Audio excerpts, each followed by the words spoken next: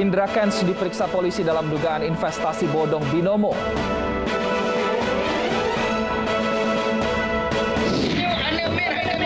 Anggota DPRK Aceh temukan 54 drum minyak yang diduga ditimbun dan direbut dengan penjaganya. Rusia serang Ukraina, warga ibu kota Kiev berbondong-bondong mengungsi.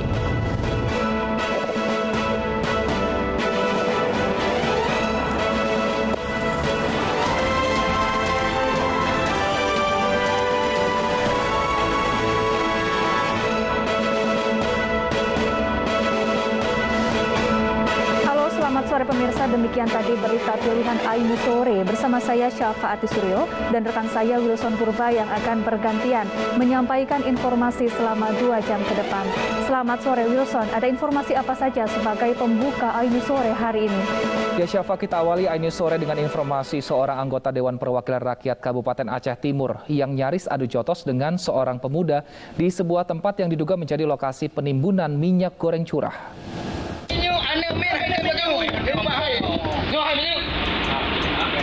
Berdasarkan laporan masyarakat, Yahya Bokaye, anggota DPRK dari Partai Aceh, menggelar inspeksi mendadak ke tempat yang diduga menimbun minyak goreng curah di sebuah SPBU di Jalan Banda Aceh Medan, Kecamatan Madat, Aceh Timur.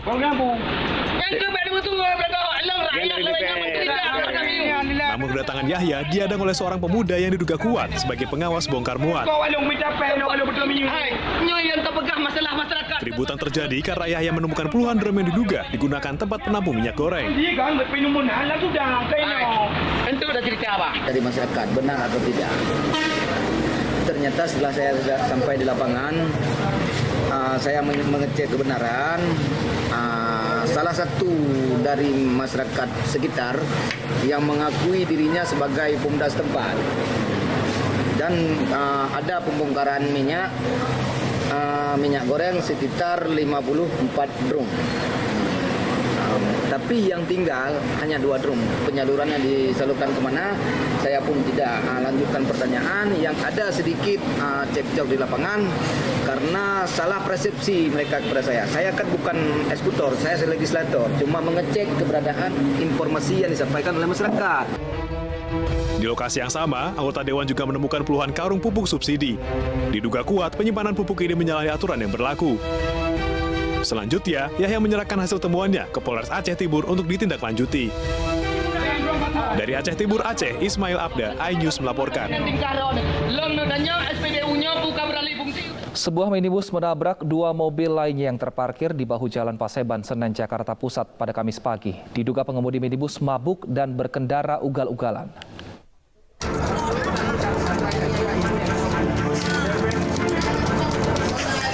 Warga di Jalan Paseban, Senen, Jakarta Pusat digemparkan oleh peristiwa kecelakaan yang terjadi Kamis pagi. Sejumlah warga mendatangi lokasi untuk melihat langsung kondisi mobil yang rusak parah. Kecelakaan bermula saat sebuah minibus melaju kencang di jalan satu arah ini. Mobil tiba-tiba kehilangan kendali dan akhirnya menabrak 2 kendaraan lain yang terparkir di bahu jalan. Kencangnya hantaman bahkan membuat ketiga mobil sempat terpental. Ya, tadi dari kejadian tadi sekitar 6.20-an, itu kecelakaan dari arah sana, dia nggak lawan arah sama sekali, lalu dia menabrak 2 mobil yang sedang terparkir, dan alhamdulillah nggak ada korban jiwa sama sekali. Itu mobil jenis apa Bang yang menabrak Pak? Minibus Sigra atau Kalia lah ya, semacam itu dia nabrak 2 mobil R3, all new R3 sama R3 yang lama. Bang, itu tadi kabarnya supir yang nabrak ini dalam keadaan mabuk, untuk gimana? Iya, dari keterangan yang ditanyakan oleh para warga di sini sih, setelah diintegrasi ke si pelakunya, dia dalam keadaan mabuk. Tidak ada korban jiwa dalam peristiwa ini. Diduga pengemudi minibus berkendara dalam kondisi mabuk. Dari Jakarta, Rani Sanjaya, iNews melaporkan. Pemirsa, Indra Kusuma alias Indra Kents akhirnya memenuhi panggilan penyidik Direktorat Tindak Pidana Ekonomi Khusus Bareskrim Mabes Polri. Ia diperiksa terkait kasus dugaan penipuan opsi biner berkedok trading aplikasi Binomo. Terlapor Indra Kents tiba di gedung Bareskrim Mabes Polri pada Kamis pagi. Indra Kents didampingi kuasa hukumnya, Wardaniman Larosa. Ia memilih bungkam saat ditanya awak media. Selain itu, polisi juga turut memeriksa 3 pelapor Indra Kents yang menjadi korban investasi bodong Binomo.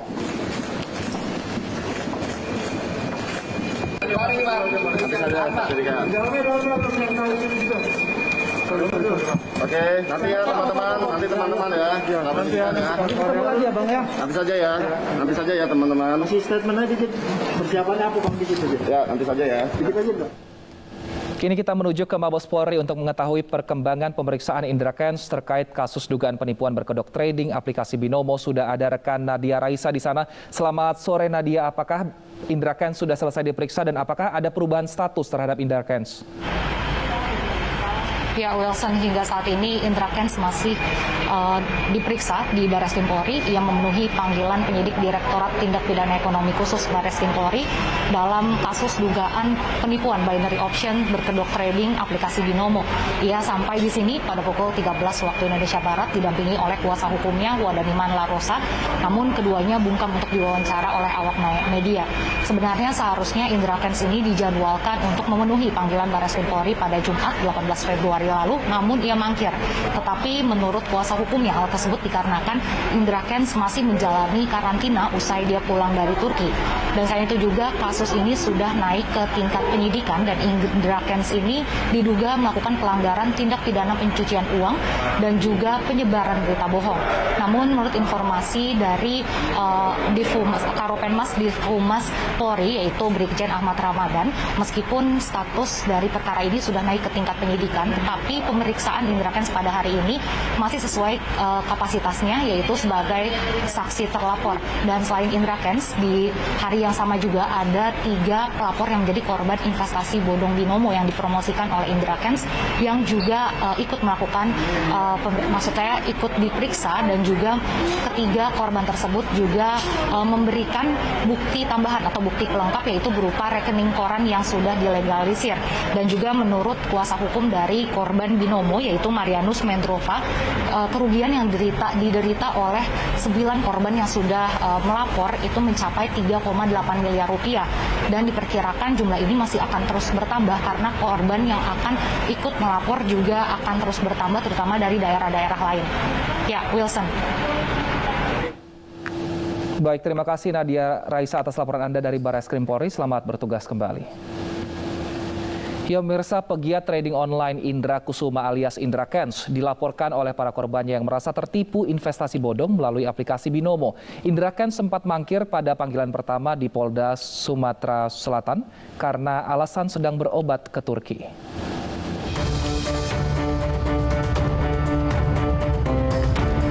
Sejumlah korban penipuan investasi bodong binary option dengan aplikasi Binomo mendatangi Bareskrim Polri didampingi kuasa hukum mereka.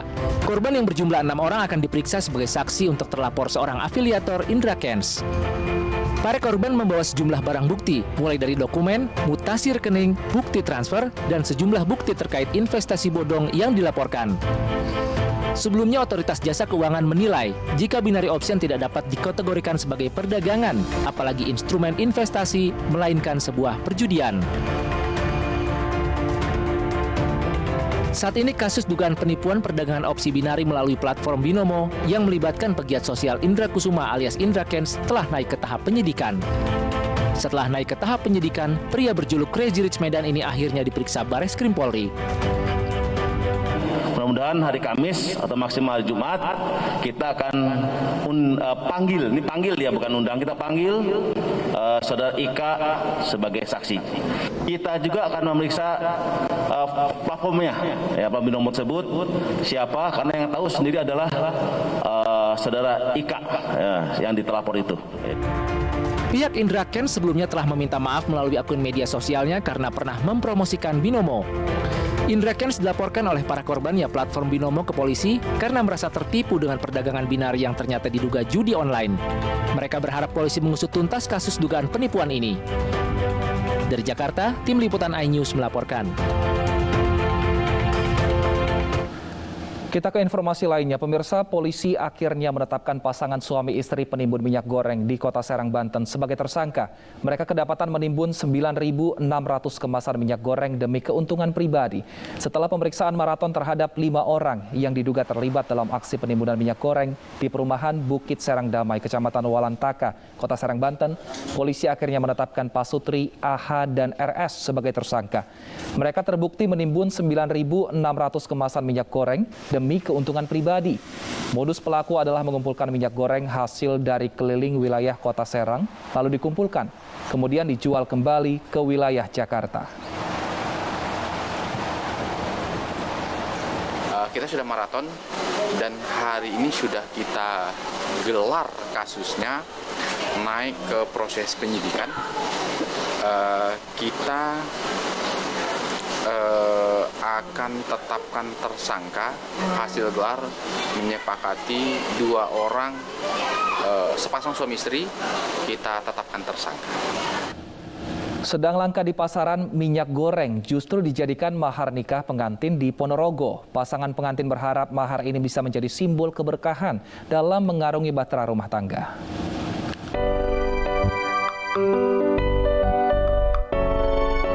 Inilah foto-foto pernikahan pasangan pengantin Supandi dan Sumiarti yang melangsungkan pernikahan di tanggal 22 bulan 2 tahun 2022. Pasangan pengantin ini sengaja memilih tanggal unik sebagai pengingat. Pernikahan dilangsungkan di Desa Suru, Kecamatan Soko, Ponorogo, Jawa Timur. Uniknya, pengantin pria memberi mahar berupa uang tunai Rp1 juta dan minyak goreng kemasan isi 1 liter.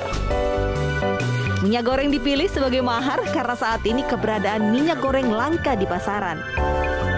Kalau dari sisi agama tidak ada masalah ya. Jadi zaman Nabi dulu itu juga mahar itu boleh walaupun cincin dari besi gitu. Yang artinya itu maknanya hanya cincin dari besi itu tidak berharga, tidak ada nilai ekonomi ya. Tapi itu saja boleh, apalagi kalau yang bermanfaat seperti minyak goreng itu tentu tidak ada masalah. Dan pernikahannya juga sah gitu kan? Pernikahannya juga sah secara syariat dan secara administrasi negara. Pasangan pengantin ini pun berharap mendapat keberkahan dalam menjalin kehidupan rumah tangga. Dari Ponorogo, Jawa Timur, Ahmad Subeki, iNews melaporkan. Pemirsa, mantan Menpora Roy Suryo melaporkan Menteri Agama Yakut Khalil Qoumas ke Polda Metro Jaya lantaran diduga membandingkan suara azan dengan gonggongan anjing. Roy Suryo bersama Kongres Pemuda Indonesia membuat laporan ke polisi karena menilai ucapan Menteri Agama Gus Yakut diduga melanggar Undang-Undang ITE dan penistaan agama. Roy menyertakan bukti berupa rekaman video dan visual pernyataan Menak Yakut saat wawancara di Pekanbaru Riau kemarin dan pemberitaan di media massa. Datang ke SPKT Polda Metro Jaya ya untuk melaporkan seseorang yang berinisial YCQ yang memang dalam 2 hari terakhir ini sangat viral ya gitu. Nah, kami sudah datang tadi pada pukul tadinya mau jam 3, tapi kemudian atas pertimbangan akan melakukan konsultasi terlebih dahulu karena kami melakukan konsultasi, maka kami datang lebih awal dan setelah kami berkonsultasi, saya harus sampaikan apa adanya ya.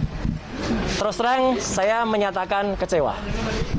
Ya gitu, karena apa yang saya harapkan pada hari ini mungkin tidak sama dengan harapan sebagian besar rakyat Indonesia. Ya, setelah melakukan konsultasi yang cukup panjang di Polda Metro, ya tidak seperti biasanya saya keluar membawa surat tanda bukti lapor. Saya hari ini tidak berhasil membawa tanda bukti lapor. Ya, hasil konsultasi.